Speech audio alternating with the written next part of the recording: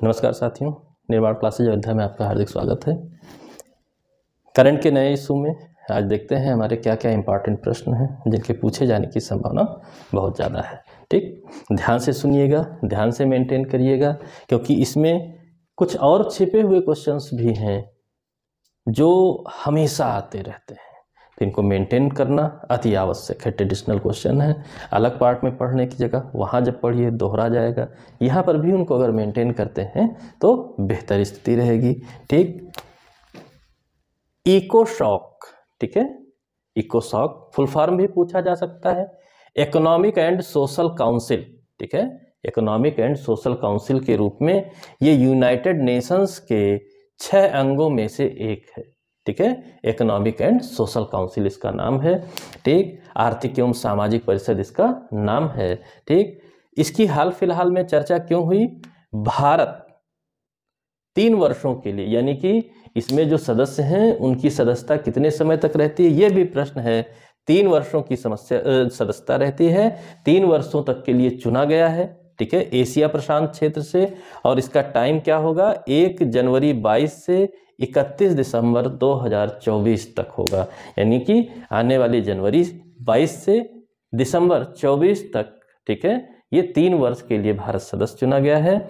इस आर्थिक और सामाजिक परिषद में कुल 54 सदस्य होते हैं। 18 का प्रतिवर्ष, ठीक है, नए चुनाव होते हैं, नए सदस्य 18 चुने जाते हैं। तो बड़ी सीधी सी बात है, 18 18 18, 1 18 3 वर्ष। ठीक है, फिर अगला 18 अगले 3 वर्ष, ऐसे ऐसे करके एक रोटेशन बना हुआ है। ठीक है, तो जो है हर वर्ष 18 नए चुनाव होते हैं प्रतिवर्ष, और कुल मिलाकर के 54 सदस्य हैं।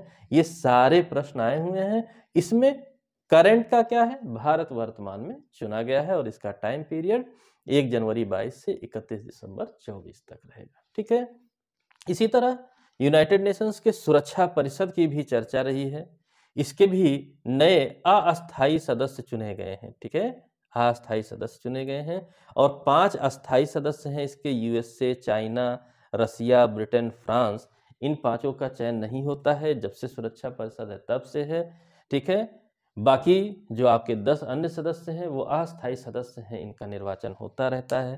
ठीक, 2-2 वर्ष के लिए। तो अल्बानिया, ब्राजील, गैबन, घाना और यूएई, ठीक है, 5 नए सदस्य चुने गए हैं। 2 वर्ष के लिए होंगे, 1 जनवरी 2022 से इनका कार्यकाल शुरू होगा, और 2 वर्षों तक ये रहेंगे। ठीक, पिछले जो मौजूद हैं उसमें भारत भी है। ठीक है, भारत 8वीं बार चुना गया है। ठीक है, 1 जनवरी 2021 चल रहा है, 2021 से लगभग साल भर पूरा होने वाला है, 2 वर्ष के लिए है, यानी कि 21 और 22 दिसंबर 22 तक जो है भारत का कार्यकाल रहेगा। 8वीं बार चुना गया है, और सर्वाधिक बार 11 बार चुना गया है जापान। ठीक है, ये भी प्रश्न आ सकता है चर्चा में होने की वजह से कि सर्वाधिक बार 11 बार चुना गया है जापान, भारत 8 बार चुना गया है, और नए हाल फिलहाल में जो चुने गए हैं अल्बानिया, ब्राजील, गैबन, घाना और यूएई चुने गए हैं। ठीक है, तो बहुत सिंपल सी बात है, भारत और जापान ज़्यादा इंपॉर्टेंट है। 5 अस्थायी सदस्य रेगुलर पूछे जाते हैं, लगातार पूछे जाते हैं, उस रूप में बहुत इंपॉर्टेंट है, उसको याद रखे रहिएगा। ठीक है, इसी तरह अंतर्राष्ट्रीय स्तर पर G7 का शिखर सम्मेलन हुआ। ठीक है, ये 47वां शिखर सम्मेलन, यानी कि राष्ट्राध्यक्षों का सम्मेलन हुआ है, 47वां। कार्नवाल ब्रिटेन में एक स्थान है जिसका नाम कार्नवाल है, वहां पर, ठीक है, इसका सम्मेलन हुआ है। ठीक, और इस G7 में शामिल कौन कौन है, ये भी प्रश्न लगातार पूछा हुआ है। Britain, USA, Canada, France, Germany, Japan और इटली, ये 7 विकसित देश हैं, इसमें शामिल हैं। ठीक, रसिया भी आता जाता रहता है, तो जब रसिया भी आ जाता है 8 हो जाते हैं। फिलहाल रसिया सस्पेंड चल रहा है, बाहर चल रहा है, तो वो नहीं है इन 7 में। Britain, USA, Canada, France, Germany, Japan और इटली 7 विकसित देश हैं जो कि G7 के सदस्य हैं, और भारत भी इस शिखर सम्मेलन में 47वें, ठीक है, भारत भी विशेष आमंत्रित सदस्य के रूप में मीटिंग से जुड़ा था। वर्चुअल मीटिंग थी, वीडियो कॉन्फ्रेंसिंग के माध्यम से, उसमें हमारे प्रधानमंत्री जी ने भी इसमें पार्टिसिपेट किया विशेष आमंत्रित सदस्य के रूप में। और तमाम चर्चाएं हुई, पर्यावरण, आतंकवाद आदि से रिलेटेड चर्चाएं हुई, कोरोना वर्तमान का सबसे गंभीर मुद्दा बना हुआ है, उस पर चर्चाएं हुई और डिसाइड किया गया कि अगला 48वां जो आपका होगा वो जर्मनी में 2022 में होगा। ठीक है, 48वां सम्मेलन, शिखर सम्मेलन G7 का कहाँ पर होगा? जर्मनी में। स्थान अभी नहीं निर्धारित है, देश निर्धारित हो गया है, जर्मनी में अगला आपका होगा। ठीक है, तो बहुत सिंपल सा इंपॉर्टेंट है। अक्सर सम्मेलन, शिखर सम्मेलन जो हुए हैं वो प्रश्न आए हुए हैं। ठीक है, तो G7 इंपॉर्टेंट संगठन है, इसका सम्मेलन का स्थान पूछा जाना, ठीक है, कहाँ पर हुआ, कौन G7 के सदस्य हैं, ये पूछा जाना आम बात है। यहाँ से प्रश्न आपका अक्सर आता रहता है, इसलिए इसको आप जरूर मेंटेन रखिए। यानी कि economic and social council UNO का भारत के चुने जाने की वजह से चर्चा में रहा। सुरक्षा परिषद में जो है 5 नए सदस्य चुने गए और साथ ही भारत वर्तमान में मौजूदा सदस्य अस्थायी है, इस रूप में इम्पॉर्टेंट है। और G7 हमेशा इम्पॉर्टेंट रहता है, कई इम्पॉर्टेंट देशों का संगठन है। ठीक है, तो उसका शिखर सम्मेलन कार्नवाल ब्रिटेन में हुआ, इम्पॉर्टेंट रहेगा, भारत भी विशेष आमंत्रित सदस्य था। ठीक है, अगला जर्मनी में होगा। ठीक है, अगला देखते हैं क्या है। चीन वर्तमान में कई समस्याओं से गुजर रहा है। क्या कार्यशील जनसंख्या में कमी हो गई है, उसकी युवाओं की संख्या घट गई है, वृद्धों की संख्या में वृद्धि हो गई है, जनसंख्या दर भी गिर गई है।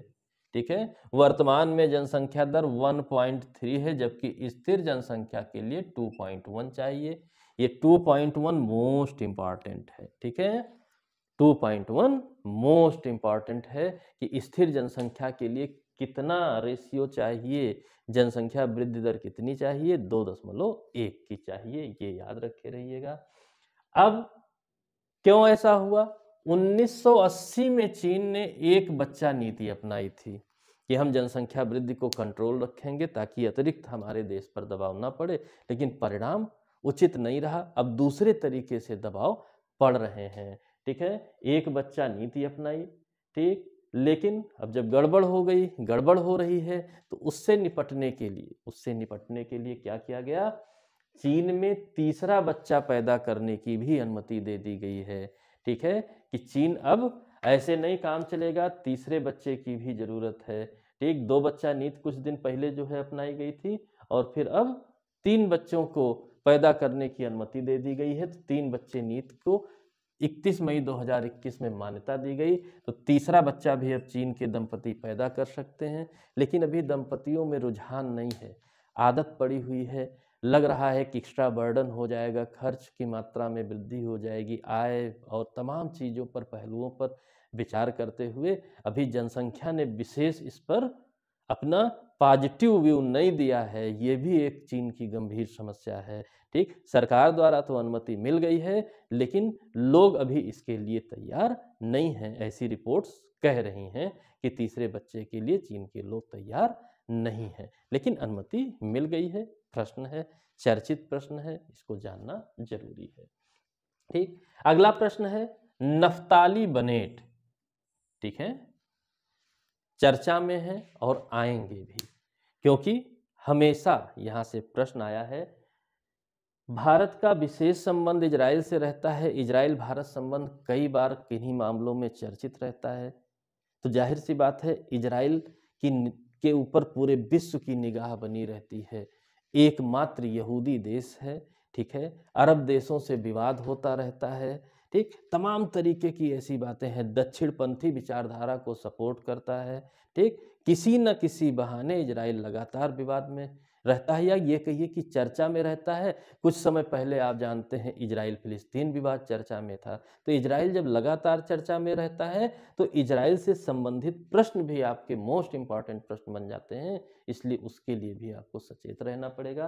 तो नफ्ताली बनेट नए प्राइम मिनिस्टर चुने गए हैं इजराइल के, नए प्राइम मिनिस्टर चुने गए हैं इजराइल के।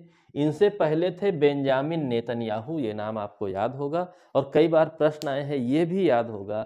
ये 12 वर्षों तक प्रधानमंत्री रहे, अब विस्थापित हुए हैं।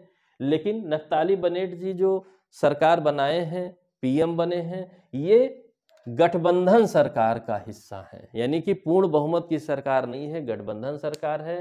इनकी पार्टी यामीना पार्टी है जो कि दक्षिणपंथी है। दक्षिणपंथी तो बेंजामिन नेतन्याहू भी थे, लेकिन ये और कट्टर दक्षिणपंथी माने जाते हैं। यामीना पार्टी के लीडर हैं, यामीना पार्टी इनको अपना नेता मानती है। नफ्ताली बनेट जी चुने गए हैं, प्राइम मिनिस्टर बने हैं, लेकिन गठबंधन की कुछ समझौता है, शर्त है कि ये फुल टाइम पीएम नहीं रहेंगे।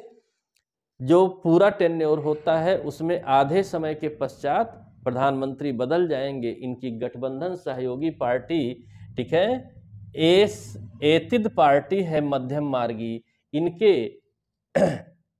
याइट लापिड साहब आधे कार्यकाल के पश्चात नए प्राइम मिनिस्टर बन जाएंगे। ये गठबंधन ने समझौता कर रखा है, यानी आधे समय नफ्ताली बनेट जी रहेंगे, आधे समय याइट लापिड साहब रहेंगे। तो अभी नफ्ताली बनेट जी हैं, आने वाले समय में लापिड जी हो जाएंगे, और 2 प्राइम मिनिस्टर इस बार इस टेन्योर में रहेंगे इजराइल में। तो मोस्ट इंपॉर्टेंट है, प्राइम मिनिस्टर बदलने के साथ राष्ट्रपति भी बदल गए।